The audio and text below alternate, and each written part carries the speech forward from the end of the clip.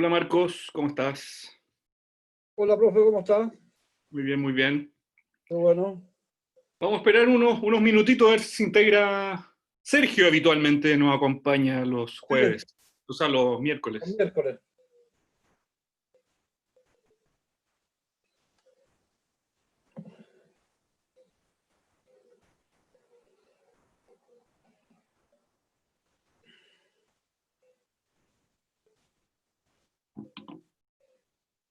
Voy a compartir la pantalla, el material de hoy. Ya,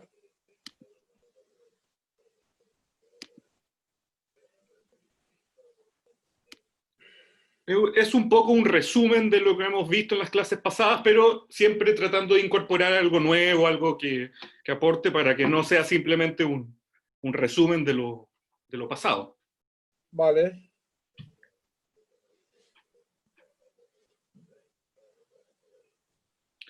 Por ejemplo, quería retomar el tema de los géneros periodísticos, porque de alguna manera es lo básico, ¿cierto?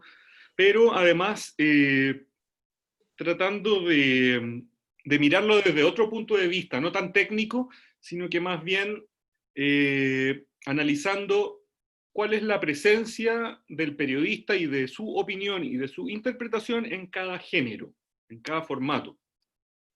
Desde ese punto de vista, no tanto del cómo se escribe, sino que más bien qué participación tiene el periodista y su voz y su opinión en cada uno de estos formatos: noticia, crónica y reportaje.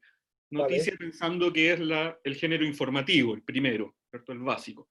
El reportaje vendría a ser el género interpretativo, ya el paso siguiente. Y la crónica podríamos incorporarla en un término medio, un género híbrido entre lo informativo y lo interpretativo. Un poco rescata lo mejor de la noticia, pero además le entrega lo mejor del reportaje. Podríamos hacer ese diagrama.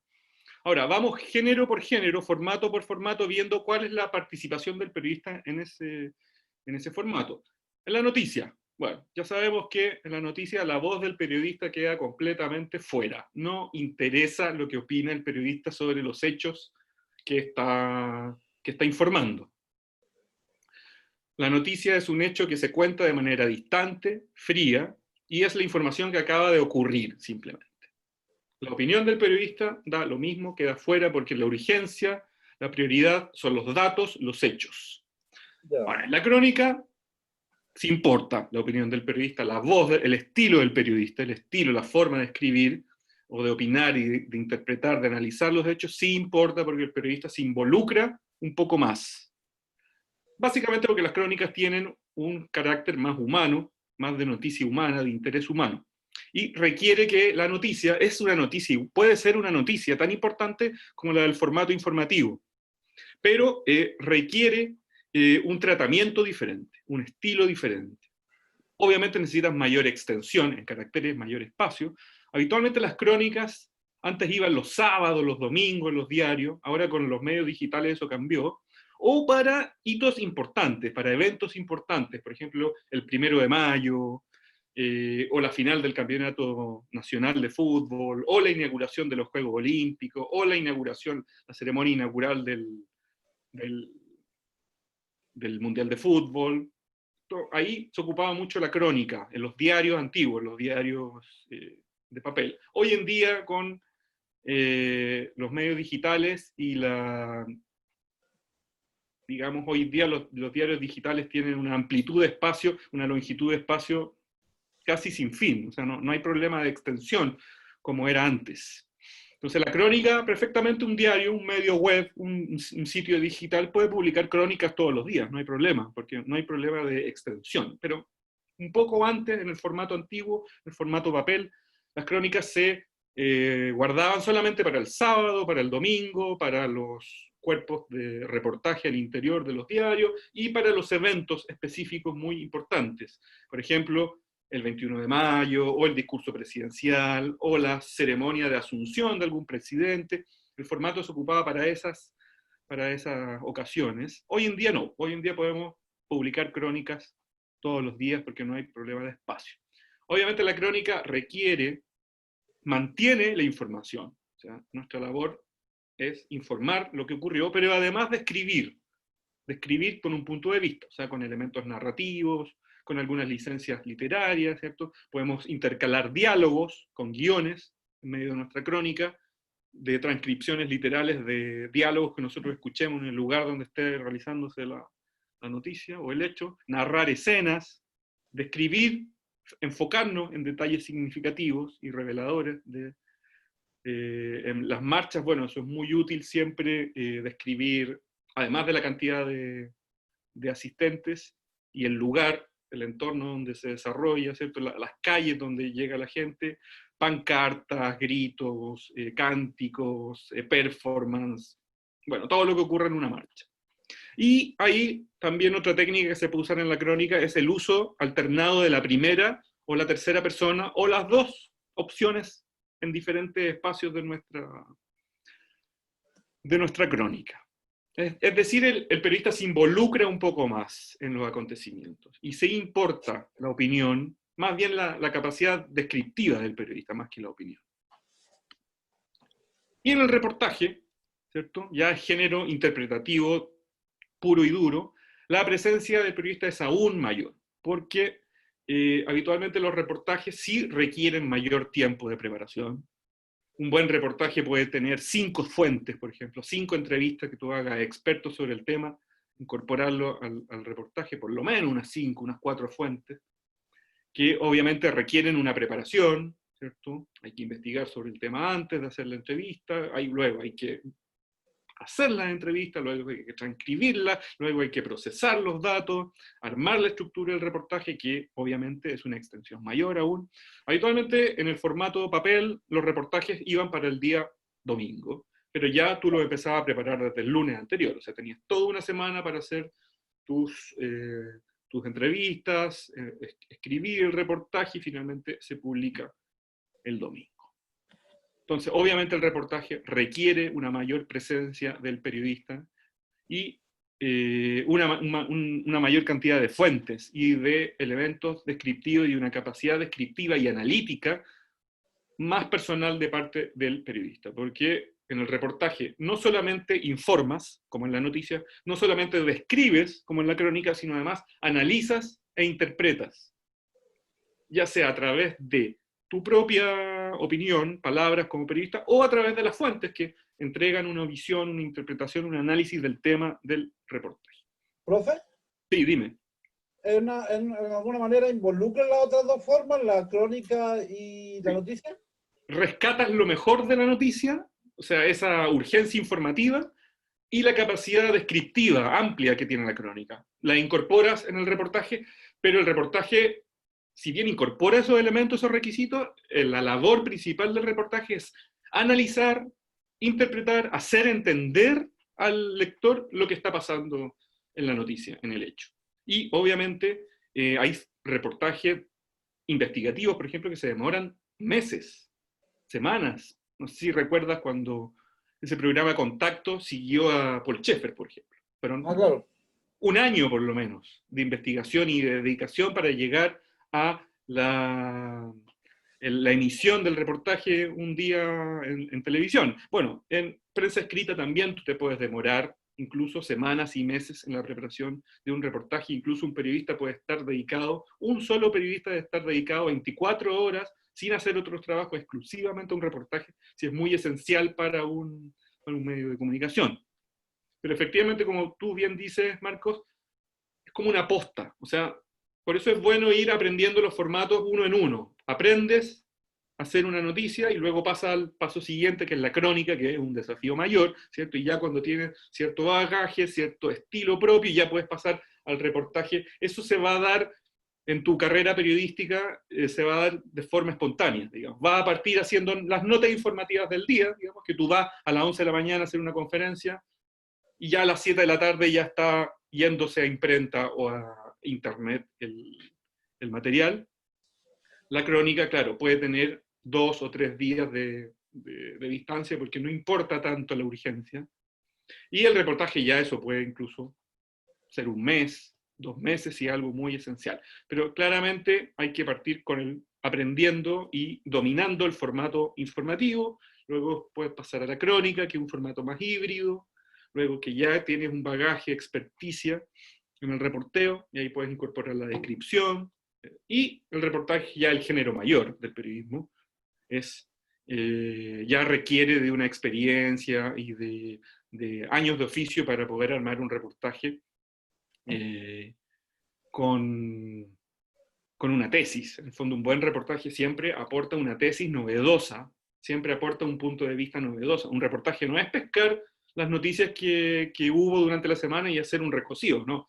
La idea es aportar un punto de vista nuevo, como un golpe de alguna manera, o un punto de vista, una reflexión nueva, una explicación, un porqué. De alguna manera el reportaje busca explicarle al lector por qué está ocurriendo este hecho, sus razones y también sus consecuencias a futuro. O sea, es una labor bastante compleja, pero que tú, reporteando día a día y dominando el formato informativo y dominando el formato crónica, ya estás preparado para el reportaje.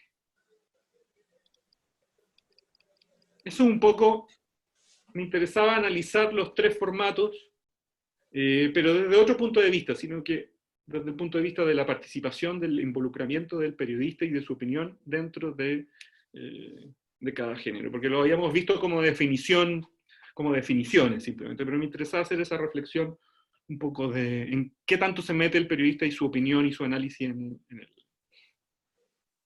en cada formato. Bueno, cada género tiene su estética, ¿cierto? Uno, sin saber si es una entrevista de antemano, sin saber si es una nota informativa, sin saber si es un reportaje, inmediatamente abre el diario o entra a la página web y se da cuenta por la forma en que está diagramado si es un reportaje, si es una crónica, obviamente por el título, por ejemplo. Habitualmente las notas informativas tienen títulos informativos, es decir, sujeto y predicado.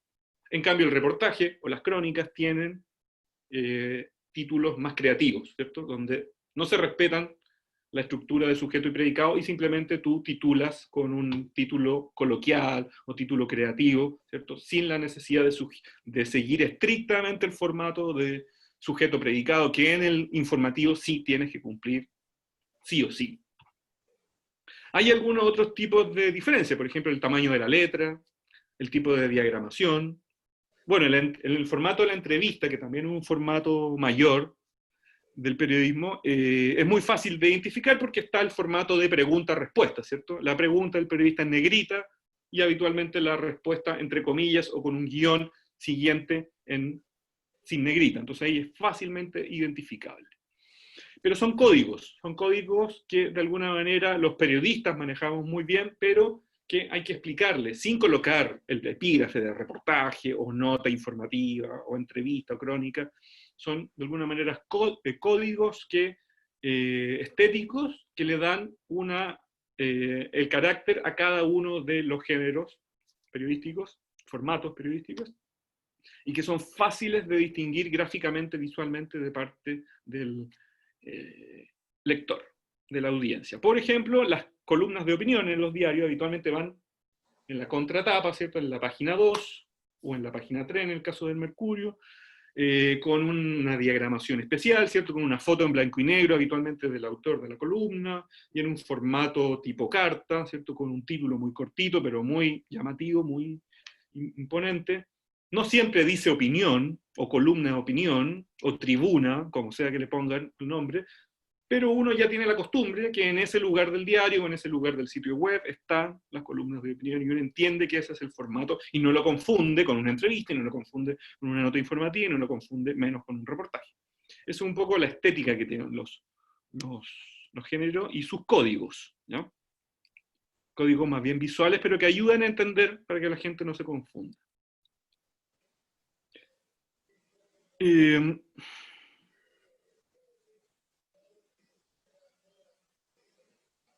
Aquí tenemos el tema de los juicios de valor. ¿Cuándo un periodista debe emitir un juicio de valor? O un juicio en general, ¿cierto? Yo les daba el caso, creo que algunas semanas atrás les daba el caso de el ministro de pelo canoso y de fino bigote blanco, por ejemplo. ¿Ya? Eso está permitido en una nota informativa porque estamos dando un juicio. Si tiene un juicio, es un juicio de hecho, objetivo, comprobable en la realidad, porque el ministro X tiene pelo canoso y tiene un bigote blanco fino. Entonces, no hay ningún problema en que el periodista haga esa descripción. Por ejemplo, en un lead descriptivo, un lead de retrato, precisamente, está perfecto. ¿Ya? Porque la fuente del entrevistado es así, y no hay forma de que no sea así, digamos. Ahora, es diferente, ¿cierto? Si uno dice, se atreve a decir en una crónica o en una nota informativa que el ministro es corrupto y mentiroso. También Claro. son adjetivos, igual que el pelo canoso y el fino bigote blanco. Pero ahí estamos haciendo juicio de valor. No es un juicio de hecho, no es una descripción de hecho constatable. Es una descripción que tú no puedes constatar en la realidad porque habría que hacer una investigación previa para lograr eso. Esa es la diferencia que hay entre un juicio de hecho, o sea, comprobable en la realidad, objetivo, concreto, duro, y un juicio de valor que requiere, obviamente, argumentos, tener argumentos previos y una investigación previa para asegurar que alguien es corrupto y mentiroso. En cambio, decir que tiene el pelo canoso, que tiene el pelo rubio, que tiene el pelo largo o corto, o bigote chico, grande, blanco, negro, lo que sea, o barba, lo que sea, eso sí, ese tipo de descripción, ese tipo de adjetivos sí se pueden incorporar en una nota informativa, en una crónica también y en un reportaje también. No así valoraciones que tienen que ver quizás con la moral o con la ética de una persona. Ahí estamos metiéndonos con juicios de valor que requieren tener argumentos muy sólidos y pruebas que hay que incorporar en el reportaje además. Si no te gana una demanda ahí, que no te la saca nadie. Profesor, Pero, sí, dime. y si por ejemplo hizo una entrevista Mm. y un político se refirió al ministro como corrupto mentiroso, ¿se puede titular así? Si él te entrega documentos que lo avalen, que avalen esa conducta, completamente comprobable que no te quede ninguna duda. Ya. Ahí sí. Si te entrega no solamente frases, documentos, pruebas concretas, reales.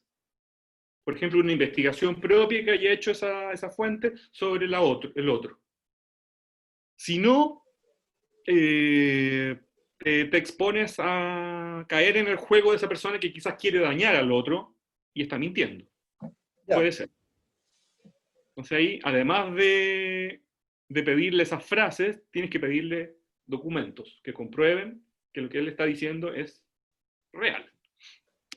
Si los tiene, perfecto. Si no los tiene, no puedes publicar eso, porque no tiene ningún argumento, ninguna base para creer que lo que te está diciendo la fuente es verdad sobre el otro. Por ejemplo, aquí tengo un caso. Si el desempleo baja y hay cifras que lo sustentan, o sea, si tenemos argumentos, estudios del Ministerio de Economía, o del INE, o de lo que sea, un medio de comunicación puede titular "mejora la situación laboral". ¿No? Tú puedes titular eso, con eso. Si tienes todas las cifras, todos los estudios, todos los argumentos previos, científicos, digamos, entregados por una autoridad seria, por una fuente seria y conocida. Porque ahí tú estás haciendo un juicio de hecho, no de valor. No es que a ti se te ocurrió que mejoró la situación laboral o que mejoró el empleo en Chile, por ejemplo. No, tú tienes cifras y tienes estudios que a simple vista dan cuenta que el desempleo ha bajado y que la empleabilidad está en alza. No es un juicio de valor que estás haciendo como periodista. Simplemente estás interpretando cifras. Son hechos concretos que están tabulados en estudios o en cuadros o infografía, etc. Sin embargo, por ejemplo, cuando, al contrario, por ejemplo, cuando un dato es tan demoledor, tan impactante, tan relevante, tampoco es necesario interpretar nada. Por ejemplo, este título, que es real, es de hoy, es real este título. Encuesta revela que 7 de cada 10 chilenos no confían en la información del gobierno sobre el COVID-19. 7 de cada 10. O sea, eso es casi el 70%. 70%, claro. Aproximadamente. 70% de la población no confía en la información del gobierno sobre el COVID-19. Ahí tú tampoco estás interpretando nada. No estás diciendo que el gobierno lo está haciendo mal, no estás diciendo que el gobierno es ineficiente, que el gobierno es inepto. No, simplemente estás dando los datos duros que te entrega el estudio y tu fuente, que en este caso es una encuestadora privada, que dice: encuesta revela que 7 de cada 10 chilenos no confían en la información del gobierno sobre el COVID-19. Esto tampoco es una interpretación del periodista.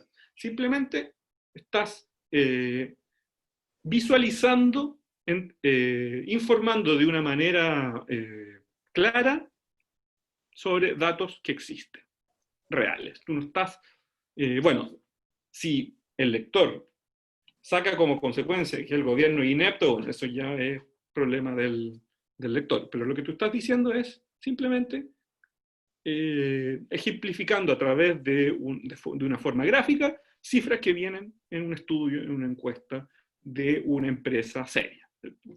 Tampoco hay un problema al hacer esa interpretación de datos, porque son reales, es tal cual. 7 de cada 10 chilenos no confían en la información del gobierno.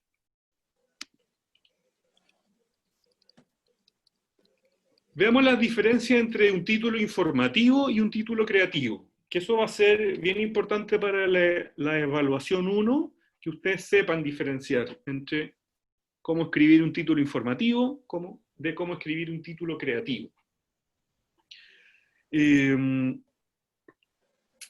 Bueno, como yo les vengo diciendo hace rato, los títulos no es recomendable escribirlos al final, ni a la rápida, ni bajo presión, ¿cierto?, de cerrar tu noticia. Hay que empezar a hacerlo ya desde que tú estás reporteando.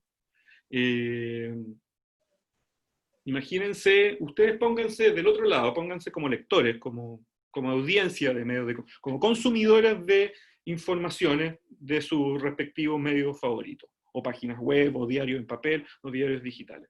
Tú en la mañana, ¿cierto?, abres tu computador, o prendes tu smartphone, o tu iPad, o lo que sea, o te llega el diario en papel, a la antigua, y ¿qué es lo primero que haces? Leer fotos, ver fotos y titulares.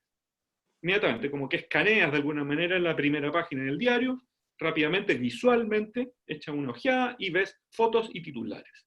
Eso es el primer punto de contacto del material periodístico con el lector.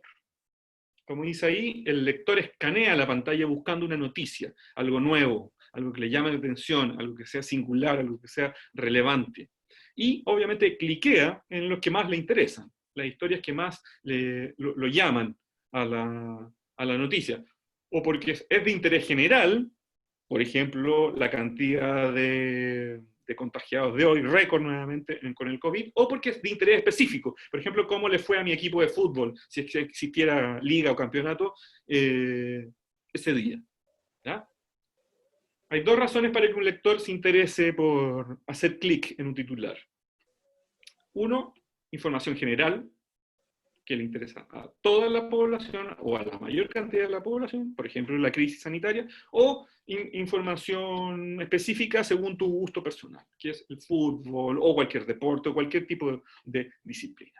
De ahí la importancia del título. O sea, depende la cantidad de lectores que tenga tu nota, la cantidad de clics que tenga tu nota, depende de un buen o mal titular. Eso es clave. Tú colocas un título fome, título aburrido, un título plano, un título no creativo, un título o que se refiere a un tema secundario y no a la noticia, inmediatamente vas a notar que hay una diferencia de lectores. Hoy en día, con la contabilidad online que existe, que cada medio tiene, vas a notar una diferencia entre otro, con la misma información, pero con un título más atractivo, más llamativo, más interesante que va a la noticia. Inmediatamente va a haber una desproporción de cantidad de clics, de cantidad de lectoría.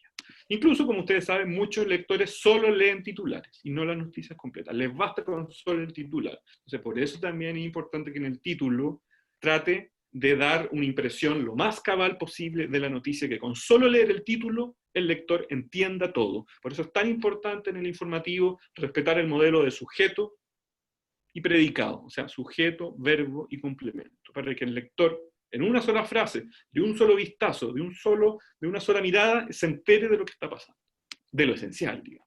Y ojalá pudiera hacer clic y leer el resto de tu noticia. Pero de ahí quiero que hagan la reflexión y tomen conciencia de la importancia del título. O sea, que empiecen a pensar, a redactar sus títulos desde el minuto 1 que están reporteando. Y no lo dejen para el final, porque si no, obviamente no van a tener un buen título. Y quizás en su libreta de nota, o en su smartphone, o en lo que sea que tengan, como blog de notas, van probando diferentes tipos de títulos, incluso 10 posibles títulos, desde el principio, y vas ahí jugando con diferentes estilos, diferentes propuestas, y ya al final de la noticia, al final digamos, del reporteo, elige el mejor de todos los que tienes. Pero ese es un proceso, el proceso de titulaje es largo, requiere mucha concentración, mucha creatividad, y hay que empezar a hacerlo desde el punto 1, no hay que dejarlo para el final. Bueno, como ustedes saben, el título debe ser preciso, ¿ya? Cuando un lector ve un error en un título, no va a seguir leyendo. Eso es seguro, es lo más seguro que ocurra. Bueno, también ustedes saben que un buen título, debe ser entendido por cualquier tipo de lector. O sea, cualquier persona común y corriente debe ser capaz de entender tu título. O sea, tiene que estar escrito de una forma simple, una forma directa, una forma concisa, sin palabras rebuscadas, sin conocimiento especializado, sin ningún tipo de sigla o de información que sea de una élite. Hay que escribir títulos lo más comprensible posible para todo tipo de audiencia. Y obviamente debe atraer la atención de esa audiencia usando las palabras claves de la noticia, las más interesantes, las más atractivas. ¿Ya? Y obviamente un buen título también, lo hemos dicho en clase pasada, debe coincidir con el tono y con el contenido del artículo. O sea, no debe haber discrepancia entre título y artículo. Y antes de escribir el título, obviamente, hay que entender primero cuál es la noticia. O sea, desde el minuto 1 que uno está reporteando, tiene que hacerse la pregunta de toda la información, de todos los datos que me están entregando, ¿cuál es la noticia? Por ejemplo, hoy día, en las conferencias día a día que se hacen sobre el COVID, obviamente la noticia es la cantidad de infectados, que hoy día nuevamente fue récord 4.600 y tanto.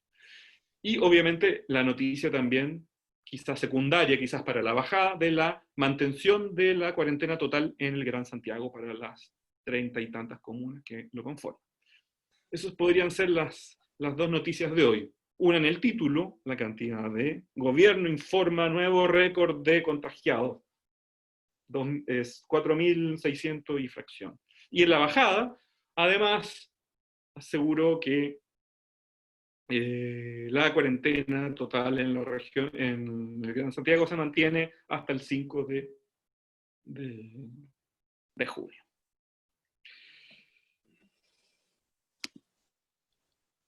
Acá tengo un poco un checklist, o sea, 4 preguntas.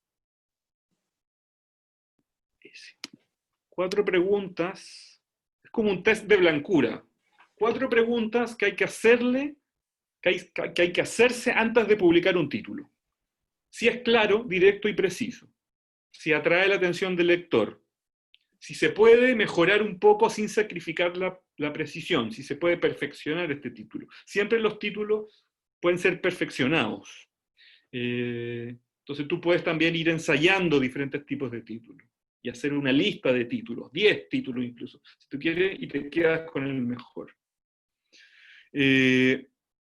No es aconsejable titular con lo primero que se te viene a la cabeza, ¿no? Hay que hacer el ejercicio más reflexivo, más de tomar distancia, quizás mostrarle tus títulos a otro colega, ¿cierto? O a tu jefe, que te pueda guiar, ¿cierto? Porque a veces uno está tan involucrado en el trabajo que no es capaz de mirarlo con distancia. Entonces, bueno, de repente una opinión de un tercero o de otro. Pregunta 3. ¿Se entiende a primera vista, a primera lectura? ¿Genera algún tipo de confusión? ¿Hay alguna palabra extraña o de significado ambiguo o demasiado específico, un conocimiento demasiado especializado. Bueno, y la más importante, si es correcto y verdadero, si coincide con lo que pasó en la realidad. Y obviamente si cumple con la estructura sujeto, verbo, complemento, sujeto y predicado que todo título informativo debe tener. Aquí un poco este test de blancura que hay que hacerle a cada título antes de publicarlo.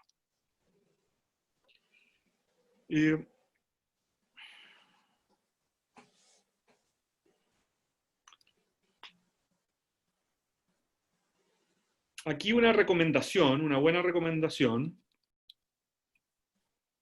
Por ejemplo, un periodista no puede terminar de hacer una entrevista o de reportear un tema, una conferencia, alguna pauta, sin llegar al diario o a la redacción o al medio de comunicación o al canal de televisión o a la radio, sin tener ya el titular en la cabeza. O sea, eso es el inicio. El inicio. Esa es la labor reflexiva y de jerarquización primera que hay que hacer. ¿Cuál es la noticia y cómo transformar esa noticia en un titular? Ese es el paso 1 de esta serie de actos que hay que hacer hasta la publicación de la noticia. Obviamente el titular va a salir solo si el periodista ya tiene la claridad de cuál es la noticia. Obviamente la noticia se va a ver reflejado en un título, ¿ya? Hay algunas normas, algunas reglas sobre la titulación. Por ejemplo,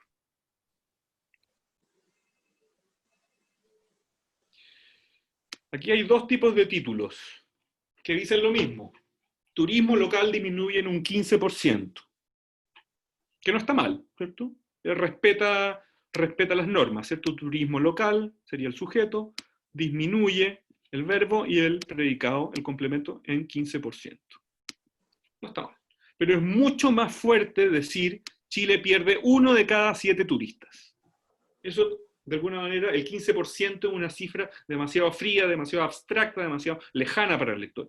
Pero si tú haces el ejercicio de hacer las proporciones y explicarle al lector con palabras más sencillas, el mismo hecho, la misma situación, los mismos datos, lo vuelves una información más cercana a él. Por ejemplo, Chile pierde 1 de cada 7 turistas. Me parece que también cumple, ¿cierto?, con las normas de sujeto, verbo, sujeto y predicado, pero está redactado de una forma más comprensible, más cercana al común de las personas. O sea, cada vez que tú titules con una cifra, trata de acercarla al lector, trata de hacer el ejercicio. Por ejemplo, muchas veces se hace, cuando son cifras demasiado grandes, se hace la alusión con el Estadio Nacional, con la capacidad del Estadio Nacional, que son 70.000 personas aproximadamente lo que tú llenas en el Estadio Nacional, que es como el coliseo deportivo más grande. Entonces tú puedes decir que en una protesta contra o en una manifestación ecológica en el Parque O'Higgins se llenaron 7 estadios nacionales. En vez de dar la cifra pura y dura que puede ser, no sé, 300.000 personas o 400.000 personas, da lo mismo en realidad, pero es una cifra fría, distante. Pero si tú haces el ejercicio de hacer la proporción, incluso de hacer la proporción con algo que la gente pueda visualizar como la capacidad total del Estadio Nacional, ahí tú estás aportando algo a tu título y no te queda tan duro, tan frío, tan distante, porque un título tiene que ser cercano al lector, ¿ya? Y tiene que ser visual además. Y el problema de las cifras, que son muy distantes, que son muy lejanas.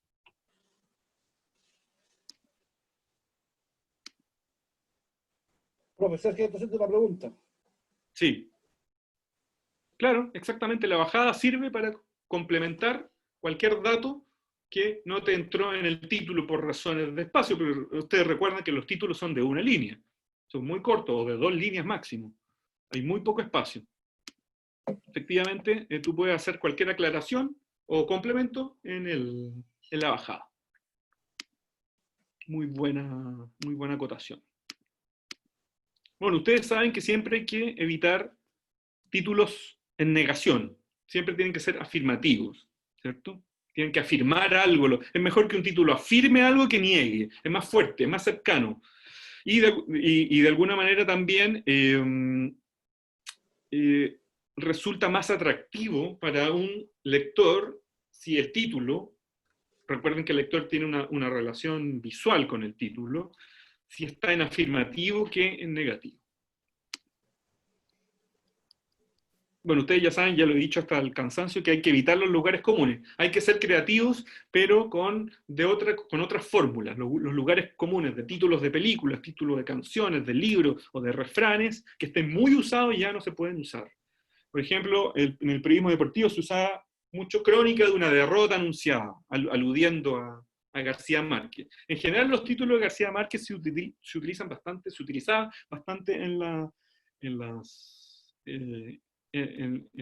el periodismo, por ejemplo, relatos de un náufrago o noticias de un secuestro. Se usaron miles de veces, tanto que se agotó ese recurso.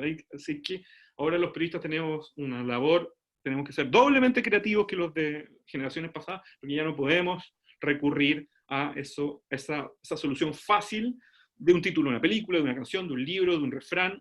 No, hay que fijarse que si está muy usado esa frase o ese título, ya no puedes volver a repetirlo porque el lector va a decir, esto ya lo leí.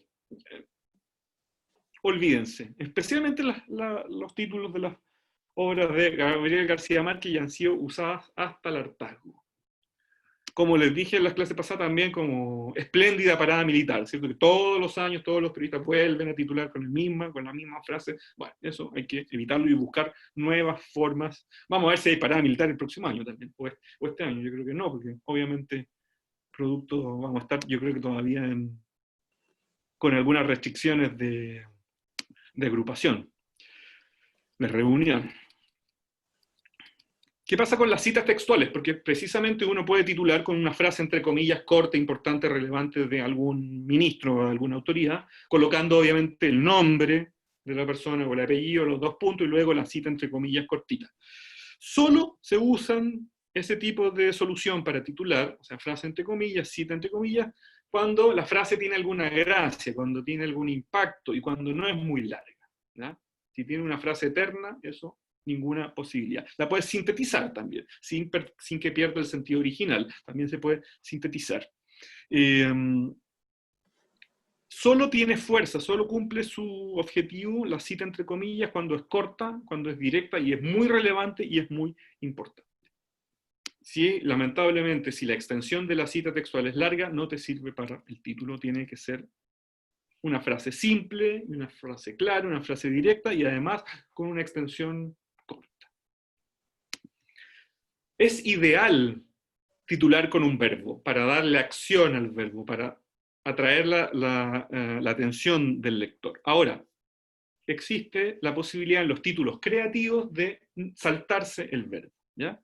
O cuando es una acción, un hecho de tan relevancia, de tan importancia, que ya todo el mundo lo sabe.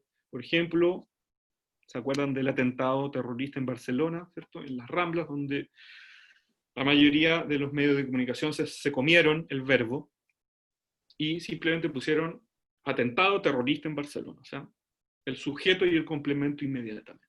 Pero eso solo se da en el caso de hechos de gran relevancia, conocidos por todo el mundo, a nivel global quizá, que no es necesario volverlo a repetir, porque de alguna manera todos ya lo saben. O sea, y además pueden usarse sustantivos que en sí representen una acción, como atentado, que si bien es un sustantivo, apela y representa una acción, que es alguien colocó una bomba o realizó un acto terrorista. Pero en general hay que respetar la estructura de sujeto, verbo y complemento, sujeto y predicado. Solo en casos muy especiales te puede saltar el verbo en caso de un título informativo. Así que, por regla general, el título informativo lleva verbo siempre. Excepto algunas pequeñas excepciones que ocurren muy de vez en cuando, por ejemplo, un gran atentado terrorista, o bueno, ese tipo de tragedia, un terremoto, ¿cierto? Ese tipo de situaciones o eventos muy excepcionales. Bueno, para que los títulos suenen más próximos, es mejor usar presente que pasado o que futuro. Por cercanía, por ejemplo, Piñera llega hoy a Colombia.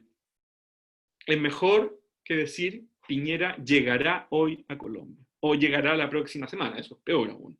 Está mucho más lejano, mucho más distante del lector. Podemos llegar a la conclusión entonces que los verbos de los títulos ojalá estén en presente para darle una cercanía, la cercanía que necesita el lector para que la noticia le interese. Por ejemplo, Piñera llega hoy a Colombia, estaría perfecto porque tenemos sujeto, verbo y complemento, ¿cierto? Sujeto y predicado, y además está en presente. Perfecto.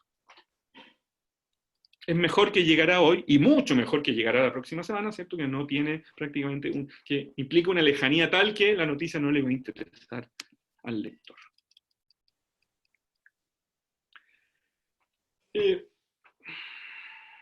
Veamos ejemplos de títulos eficaces y de títulos ineficaces. No quiere decir que el título ineficaz esté malo o que esté mal escrito, sino que simplemente hay otras fórmulas más eficaces para atraer la atención del lector y generar cercanía y generar interés. Por ejemplo, Piñera habla de cualquier tema, ¿cierto? De lo que sea. Si bien está bien este título, ¿cierto? Porque tiene sujeto, predicado, bueno, falta el complemento, pero ahí cada uno lo complementa lo completa con lo que quiere. Un titular mucho más enganchador sería Piñera rompe el silencio sobre el coronavirus, por ejemplo. En el caso que Piñera llevara mucho tiempo sin hablar sobre el tema, ¿ya? Ahí se justificaría. Obviamente yo me iría a leer este título y el Piñera habla sobre, me parece ya un poquito más débil, ¿no? Lo mismo, si el presidente da una entrevista, por ejemplo, es mucho mejor titular con Piñera se confiesa o confiesa sobre lo que sea, que simplemente Piñera da una entrevista a un medio cualquiera. No es que uno esté mal, el primero, ¿cierto? Sino que simplemente uno es más eficaz para atraer la atención del lector que otro. Por ejemplo, aquí tenemos otro ejemplo. Si los precios suben, es mejor decir que los precios se disparan, ¿cierto?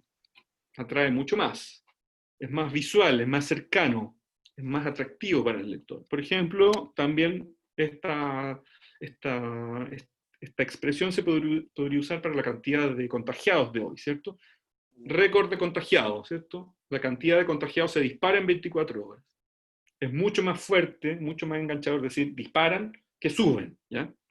No es que esté mal, decir que suben, pero es mucho más atractivo para el lector hacer el juego de palabras, la imagen que se dispara la cifra de contagiados en Chile. Lo mismo cuando el gobierno retira una ley.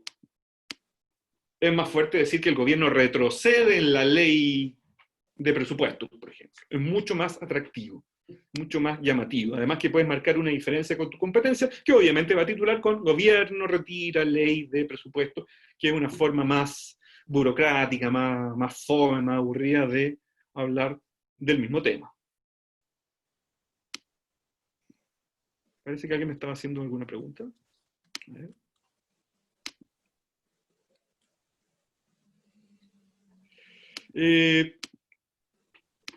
No es tan subjetivo, porque en realidad a uno como periodista le interesa que lo lean, y lo lea la mayor cantidad de personas. Entonces, si tú en vez de que los precios suben, colocas que los precios se disparan, efectivamente yo creo que la nota que tenga la expresión los precios se disparan va a ser más leída que la de los precios suben.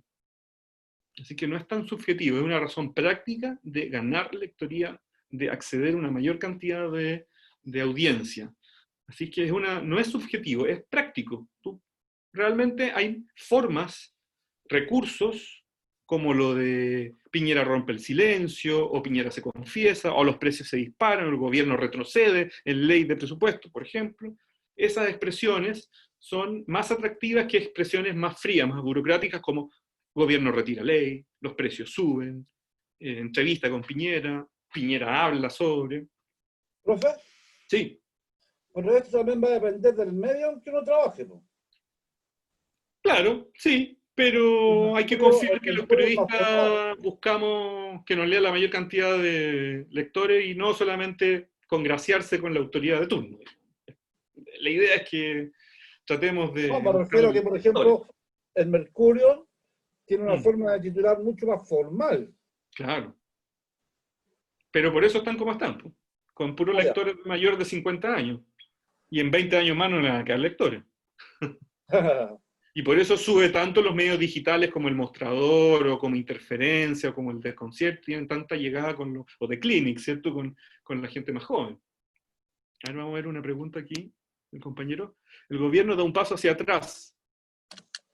Eso es más, es que es más largo, pero gobierno retrocede es mucho más directo. En una sola palabra, en un solo verbo, estás diciendo, imagínate esto, da un paso hacia atrás, son 5 palabras. Demasiado. Mejor retrocede. Hay que buscar también la síntesis. Recuerden que en los títulos tenemos poco espacio. Hay que buscar síntesis. Hay que buscar fórmulas que ojalá evitar los rodeos y los circunloquios y las vueltas locas para decir lo mismo. Menos es más en el caso del periodismo y en el caso del título. Aquí tenemos algunos títulos informativos de hoy. Chile supera la barrera de los 80.000 casos de COVID-19 con 4.328 nuevos contagiados. Aquí tenemos títulos informativos perfectos. Esto es el título de la tercera de hoy. Chile, sujeto, verbo, supera. Y el predicado, o sea, el complemento, la barrera de los 80.000 casos de COVID con 4.328 nuevos contagiados. Podríamos sintetizar, o sea, reducir este título quitándole el 4.328 o quitándole el nuevos, por ejemplo, porque se entiende que los 4.000 son nuevos, ¿cierto? Podemos incluso mejorar. El título, pero está bastante bien este título. Y el otro, gobierno prolonga cuarentena en 38 comunas de la región metropolitana. Perfecto el título. Informativo, corto, claro, conciso, y vas a la noticia, directamente a la noticia, y cumples con la norma del verbo, del sujeto, del verbo y del predicado. Esto no es un capricho del sujeto, verbo y predicado, es para que el lector entienda inmediatamente qué es lo que está pasando y quién lo dice. ¿Ya? Es simplemente para que de un solo vistazo, de una sola leída, el lector entienda qué es lo que está pasando. Bueno, y ojalá le interese ampliar la noticia y seguir leyendo, pero puede ser que solo se quede con el título. Bueno, veamos qué pasa con los títulos creativos, que requiere de mayor esfuerzo. Aquí les pongo este caso tan famoso de la cuarta. ¿Cómo redactar títulos creativos? Bueno, algunos recursos son el juego de palabras, el uso de expresiones coloquiales o populares, ojalá no tan usadas, ¿cierto? Que sea más novedosa, las paradojas, la sorpresa, el humor, la ironía, el doble sentido, etc. Aquí tenemos el caso de este notable título de la cuarta del 12 de septiembre del 2001, donde en 2 palabras se resume la noticia de las Torres Gemelas, ¿cierto? Dios mío, y están las fotos de la... Bueno, que es un juego de palabras, ¿cierto? Es una expresión coloquial, una expresión popular, pero que alude también al oh my God, que es la expresión más usada por los norteamericanos, por los gringos, ante una tragedia, ¿cierto? Ahí también hay un juego de palabras, no es tan literal, sino que hay una ironía, ¿cierto? Hay una imagen. A ver qué pregunta Sergio. Ya, perfecto. Veamos algunos otros casos famosos de títulos creativos, que habitualmente se usan en la portada del diario, pero al interior ya tienes que titular con el informativo. O sea, Al Qaeda organiza atentado o realiza atentado terrorista en Nueva York, por ejemplo. Ese sería el título que iría adentro, informativo. Pero en la portada del diario perfectamente puedes usar un título creativo, saltarte la estructura de sujeto, verbo, predicado y colocar con letras así grandes una frase popular como Dios mío, que además es un juego de palabras y además una ironía porque es una expresión que más bien usan los gringos, ¿cierto?, sobre al momento de presenciar un acto, una tragedia. Bastante interesante. Aquí tenemos una solución bien parecida que utilizó un diario vasco el 2011 cuando se anunció el cese definitivo de la violencia de ETA. No se anuncia la desaparición de ETA. ETA se supone que sigue funcionando, pero dejó de hacer atentados violentos. Y usaron el por fin. Y con las manos, las famosas manos que hablaban como de que un símbolo en España que hablan de un poco eh, en todas las protestas anti-ETA, todos los manifestantes levantaban las manos y estaban las manos blancas, en el fondo que eran inocentes, que ellos no estaban con la violencia. Y en este caso utiliza una fórmula bastante parecida con los signos de exclamación de por fin. Y abajito, ¿cierto? Una bajada, ETA anuncia el fin de la violencia. Sin foto, interesante, ¿eh? Sin foto, solamente con estas manos blancas que se hicieron tan populares en las protestas. Y luego, bueno, algunas otras palabras, y también va el comunicado que mandó ETA ahí abajito, ¿cierto? Acá va el comunicado que mandó ETA como imagen. Perfecto, perfecto titular, ¿cierto? Creativo, por fin. ETA anuncia el final de la violencia. Llama mucho la atención. Esto es el 20 de octubre del 2011, un día para la historia. Bueno. Acá tenemos otro título bastante famoso. No sé si Marco se acuerda de este. Yo me acuerdo perfecto cuando lo vi, era chico, cuando lo vi en la calle y me maté de la risa, porque era como lo que se dice cuando sobre la hípica, sobre los caballos, ¿cierto? Corrió solo y llegó segundo. Con un caballo muy malo, que pierde siempre, digamos, que incluso si corriera solo llegaría segundo. Bueno, en este caso se usó muy inteligentemente y muy irónicamente para el plebiscito del 5 de octubre y la derrota, ¿cierto?, de Pinochet en esa época. Vamos a ver Me acuerdo para el resultado del plebiscito del 88, claro. Sí, yo también me acuerdo, pero perfecto cuando vi ese diario, el diario en un kiosco, me llamó mucho la atención el uso el signo de expresión, me acuerdo. Y de la frase que era bastante, pensando que el dictador todavía estaba en función, era bastante osada, era bastante irónica, bastante jugada la expresión. No sé si podríamos hoy día, un diario se atrevería a decir una frase así de fuerte con respecto a Piñera, por ejemplo. Yo creo que no se podría. Otra técnica para titular creativamente son los juegos de palabras, el misterio, el suspenso, el enigma. Por ejemplo, este titular de hace poco, ¿no? De hace como una semana, que realmente a mí me dejó impactado. Son puras letras. CCCU, CGG, CGGG, GCA. Las 12 letras que cambiaron el mundo. Espectacular titular. Yo lo vi, inmediatamente me fui a leer, me leí el artículo completo. Lo pueden buscar si quieren. Está en la página web del País, que empezó a cobrar, lamentablemente ahora. Dejó de ser gratis, pero te dan 6 artículos gratis al mes. Así que se los recomiendo, pero es excelente. Y abajito está la explicación. Es el genoma del coronavirus, que esconde una brevísima secuencia, ¿cierto? Una secuencia de genoma, ¿cierto? Que es el culpable que tenga esta tal capacidad de contagio y de virulencia. Esa es la secuencia que los científicos encontraron, pero espectacular como título, porque uno dice, ¿qué es esto? Inmediatamente te llama la atención. Yo me acuerdo que entré a la página un fin de semana, hace como 2 domingos atrás, entré a la página del País y dije, ¿qué pasó? ¿Se equivocaron? ¿Pusieron mal el título? ¿Hay un error de tipeo? Y después entendí, el genoma es la descripción del virus, digamos, y de por qué tiene tal capacidad de contagio y de virulencia. Dígame. Está espectacular este título, a mí me encantó, buenísimo. Muy creativo, muy llamativo, y además que, bueno, efectivamente, no es que al periodista se le haya ocurrido colocar esas letras, es la secuencia que tiene el coronavirus, pero la genialidad del periodista de colocarlo en el título, ¿no? Impresionante. Inmediatamente captó mi atención y me leí el artículo completo, que es muy interesante por lo demás. Búsquenlo, porque es muy interesante y además entrega información bastante novedosa. Claro, el Clinic a veces... Creo que vi un titular del Clinic de esta semana bien interesante, que era como un trabalengua, porque decía pandemia en grande, pero faltaba el pan. Entonces abajo lo que falta es lo que hace falta hoy en día, algo así más o menos, o sea, con respecto al hambre, el tema del hambre. O sea, falta pan, y está la palabra pandemia gigante, pero sin el pan. Un poco esos juegos de palabras también pueden utilizarse para llamar la atención del lector, ¿cierto? Pero obviamente hay que tener una destreza, hay que tener un cierto talento para titular de esta manera. Bueno, estos son buenos ejemplos de títulos. Y aquí están otros, por ejemplo, Bastardos, fue el título del 12 de septiembre del 2011, bien jugado el título, del Examiner. O ¿Cuántos muertos? ¿Cierto? Este diario de Arkansas.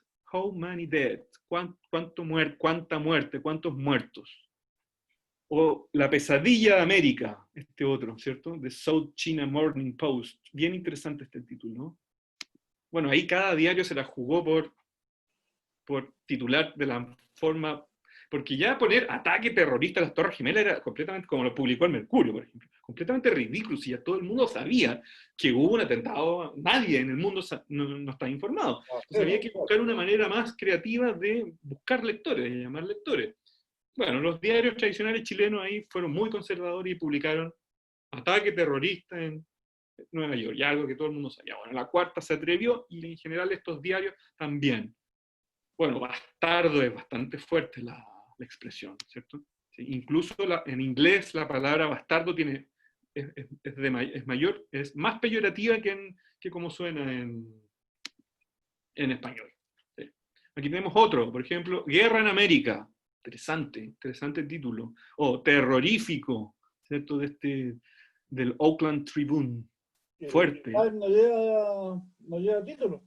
El Time decidió no poner título. Pero perfecto, sí, es que la imagen era tan fuerte que no era necesario.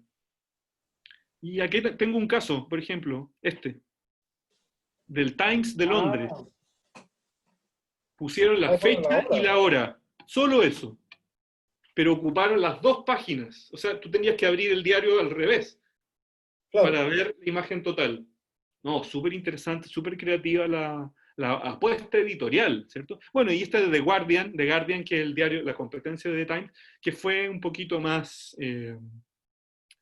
menos jugado, pero declaración de guerra también está muy bien con todas las fotos. Pero el Times a mí me encanta, porque es una imagen que más encima tú tenías que hacer el esfuerzo de abrir el diario. Estaba al otro lado también. En la última página, la primera y la última página estaba la foto completa. Yo creo que es incluso para enmarcar este título, este no título del Times, ¿cierto? Porque es la hora exacta donde se sacó la foto cuando se cayó la segunda torre, ¿cierto? Y la fecha, que nunca se nos va a olvidar a nadie, ¿cierto? Todos nos preguntamos qué estaba haciendo el 11 de septiembre del 2001. Bueno, aquí tenemos ejemplos. Y Chilito aportó en algo, ¿cierto? Con nuestro humilde, Dios mío, de la Cuarta, en algo aportó a la historia del periodismo mundial con algo más novedoso, ¿cierto? Con algo más atractivo que Al-Qaeda ataca Nueva York o terroristas destruyen Torre Gemela, que los títulos fomes que colocaron en el Mercurio y La Tercera y Lun y bueno, todo el resto de diarios que había en esa época. Así que un poroto se ganaron los periodistas de la Cuarta con esta decisión bastante jugada, pero que como ven tuvo bastante correlato en otros medios de comunicación que también se jugaron con estos títulos creativos y títulos impactantes, ¿cierto? Incluso yo destacaría, ¿cierto?, la portada del Time, que va sin título. Va sin título. Muy interesante. Apuesta. Bueno, eso un poco les quería que quedaran completamente seguros de la diferencia entre un título informativo, ¿cierto? Sujeto, verbo, predicado, sujeto, verbo, complemento, y un título creativo que es más jugado, que es más libre, ¿cierto? Pero también hay que tener cierto talento para colocar el título adecuado. Bueno, después del título, que no deja de ser pega y tarea, hay que entrar en la tarea del lead o del primer párrafo, ¿cierto? Que es muy importante al momento de que el lector entra en tu noticia. Hace clic en tu titular porque es bueno, tiene un buen titular atractivo, llamativo, hace clic, entra, se encuentra con el lead, donde tú colocas partes de cero. Eso es súper importante, partes de cero, tienes que contar todo de nuevo. Las 6 Ws, obviamente, pero no basta solamente con las 6 Ws. Yo les expliqué que hay 8 tipos de títulos con entradas diferentes, más atractivas, que obviamente incluyen las 6W, las 6 preguntas, las 6 respuestas, las 6 preguntas básicas del periodismo, pero además redactadas de una forma atractiva, interesante, ustedes saben, con una descripción, con un retrato, con un impacto, con una frase impactante, con un contraste, ¿cierto? Con un antes y un después, con un conflicto, con un lead de cita, con un lead de pregunta. Hay 8 maneras diferentes, existen más, pero por el momento utilicen esas para escribir un lead, ¿ya? Básicamente para diferenciarse del resto de medios que van a redactar un título, un lead informativo, normalmente, ustedes lo hacen de una forma más original, más sofisticada para atraer la atención del lector. No los vamos a repasar esos, los 7 leads, porque ya los hemos hecho tantas veces y ustedes tienen los materiales para verlo. Pero otras cosas importantes, los párrafos largos, hay que evitarlos, ¿ya? ¿Por qué? Porque el lector ve párrafos extensos, especialmente si está leyendo en computador o en teléfono, y se predispone inmediatamente que el artículo va a ser aburrido, ¿ya? Es demasiada la información, está demasiado junta, demasiado aglomerada, y no es capaz de asimilar tanta información. Así que por lo tanto yo les recomiendo siempre, desde el lead en adelante, que todos los párrafos tengan más o menos la misma extensión, la misma longitud, para que el lector vea una coherencia, ¿cierto? Un orden, y además que sean cortos, 5 líneas, 6 líneas, máximo 8 líneas, jamás 10 líneas, jamás 15 líneas, porque el lector va a huir despavorido de ese artículo, que entiende que con solo verlo visualmente en su estructura, que tiene demasiada información junta y que no va a ser capaz de procesarla, especialmente, como ustedes saben, si está leyendo mientras toma desayuno en la mañana, o mientras va en el metro, o en su auto, ¿cierto? Leyendo en un iPad, o leyendo en un smartphone, o con el diario en papel clásico. Y lo más importante, no olviden que en el lead se arranca contando la historia de nuevo, ¿ya? No se debe tener no debe ser una continuación del título de la bajada. Hay que incluir la información del título y la bajada en el lead nuevamente, porque el lead debe ser independiente, debe ser autónomo y debe contener todos los datos posibles, la mayor cantidad de datos posibles y las 6 respuestas a las 6W, para que el lector entienda también en esas 5 líneas o en esas 8 líneas, entienda la mayor cantidad de información, ¿ya? A veces hay lectores que solamente leen el lead. Yo acostumbro a leer, como tengo que leer tantas cosas, habitualmente solamente leo el lead, y ahí me tengo que informar de todo lo más importante, de lo más trascendental de la noticia. Y tips, recomendaciones. Por ejemplo, no usar frases muy largas. Por ejemplo, durante el día de hoy.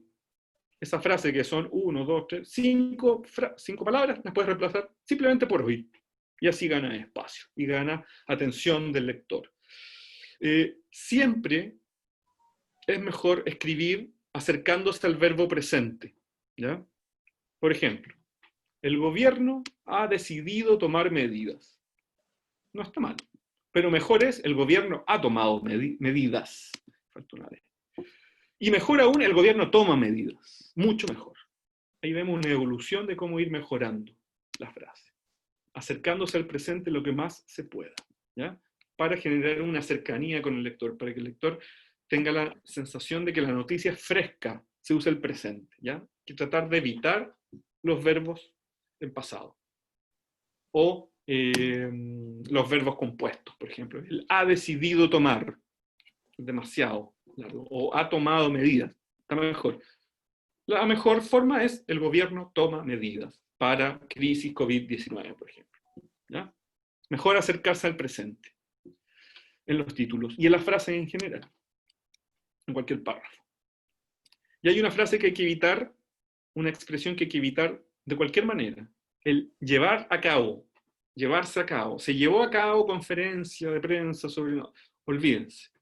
Un congreso no se lleva a cabo, uno no anda en la vida real, no anda diciendo, oye, se llevó a cabo una reunión, llevé a cabo una reunión con mi madre el día de su cumpleaños. No, uno dice, junté, hay que hacerlo de forma directa. O sea, un congreso, por ejemplo, se realiza, se clausura, se inaugura, pero no se lleva a cabo. Así que eliminen esa expresión, que es simplemente un rebuscamiento, y buscar formas más directas, más coloquiales, más cercanas al lector. Bueno, ustedes saben que hay que evitar el potencial, o sea, hay que eliminar cualquier podría, cualquier al parecer, cualquier terminaría, el habría, cualquier terminación potencial, eliminarla completamente, porque aleja al lector de la cercanía, ¿ya? ¿Me escuchan bien? Sí, Ya, perfecto. Estamos terminando, así que queda poquito. parece que no. Dice que no, bueno, pero parece que es problema de Sergio, de la compañía de internet de Sergio. Porque yo te escucho bien, Marco. Yo, igual a usted. Ya, bueno. Esto es súper importante. Cuando uno está escribiendo una noticia, hay que pensar que el lector la puede leer al día siguiente o en 2 días después. Entonces hay que tratar de ser muy específico con los tiempos. Por ejemplo, escribir en las próximas 24 horas no sirve de nada, porque el lector puede leer en las próximas 48 horas. Claro. Entonces, hay que tratar de usar expresiones más, ¿cómo decirla?, más neutras. Por ejemplo, durante el jueves, hoy, por ejemplo, o mañana, ¿cierto? Durante hoy miércoles, y eso te da una amplitud mayor, ¿no? O por ejemplo, las últimas horas. ¿Las últimas horas de qué? De ayer, de hoy, de mañana. El lector lo puede leer 2 días después o al día siguiente. Entonces hay que tratar de usar expresiones que sean neutras. En el caso de tiempo, ¿ya? Porque efectivamente hay una diferencia entre el tiempo en que ocurrió la noticia, en que se escribe la noticia y en que el lector tiene acceso a ella. Entonces usemos expresiones lo más neutras posibles, que no mueran al día siguiente, ¿ya? Para que la noticia tenga mayor frescura y no se le produzcan preguntas o equivocaciones o ambigüedades, por ejemplo, eso de las próximas 24 horas, pero ¿cuáles 24 horas? La de ayer, la de hoy, la de pasado mañana. Hay que tener conciencia de que hay 3 tiempos: cuando ocurre la noticia, cuando se escribe la noticia y cuando la lee el lector, que pueden perfectamente pasar mucho tiempo entre otras, y hay que usar expresiones de tiempo neutras. Un poco lo que decía anterior, lo que es futuro para el periodista es pasado para el lector. Así que hay que tener mucha precaución con eso. Y aquí hay otro ejemplo bien divertidos de los archisílabos, que son palabras largas que le encanta usar a los periodistas, pero que perfectamente se podrían achicar y usar expresiones más simples. Por ejemplo, concretar en vez de concretizar. No sé si se han fijado que los periodistas usan la palabra concretizar acá, cuando decimos una palabra que ni existe, creo. Concretar, ¿ya? Peligrosidad, también una palabra larga, así como media ampulosa. Peligro, simplemente. Intencionalidad, intención. Problemática, problema. Finalidad, fin. Potencialidad, potencia. Y así una serie de palabras que a los periodistas les encanta usar como para alargar los despachos, ¿cierto? Pero en que no son irreproducibles o que hay que tratar de evitarlas en periodismo escrito. Porque obviamente en periodismo escrito hay que ser directos, ustedes saben, directos, concretos y simples, y hay que apelar a la mayor cantidad de audiencia y que una persona común y corriente te entienda perfectamente. Así que olvidémonos de todas estas palabras rebuscadas y complejas y usemos palabras simples, conocidas por todo el mundo, cortas, directas y al grano. Eso, chicos, por hoy. Creo que hemos terminado la serie de repasos, ¿ya? Sí. Que nos pidió la dirección, y yo creo que ya de la próxima semana vamos ya a meternos con la crónica directamente, con las crónicas, ¿ya? ¿Profe, la Y prueba? obviamente la próxima semana ya va a estar subida la evaluación 1, donde vamos a ver títulos, vamos a ver bajada y lead, ¿ya? Ya. Así que ahí van a tener 2 semanas para enviar las evaluaciones Y ustedes saben, el 17 de junio. Claro. Me Profe, la tienen- pueden enviar por mail porque a mí me cuesta mucho encontrar las cosas en Sí, ¿cómo sí, se ni llama? un problema. En el Sí, campo la próxima virtual, ¿no? semana te lo envío. Y Porque tómate el campo tu tiempo. virtual Si es tienes medio 2 semanas, no enredado. la contestes al tiro. ¿Ah? Ya, Tómate tu tiempo. Si tienes 2 semanas ahí para procesar bien la información. Y es básicamente eso, un ejercicio donde se pone en práctica titulaje, escritura de bajada y escritura de lead. Revisen bien los 8 tipos de lead, porque eso sí seguro se los voy a pedir. ¿Ya? vale. Entonces espero por mail la ¿Alguna? prueba. Sí, la próxima semana subo la prueba y ahí tienen 2 semanas para contestar. Listo. Vale. Que estén bien, nos vemos. Ya, chao, profe, gracias. Chao, chao.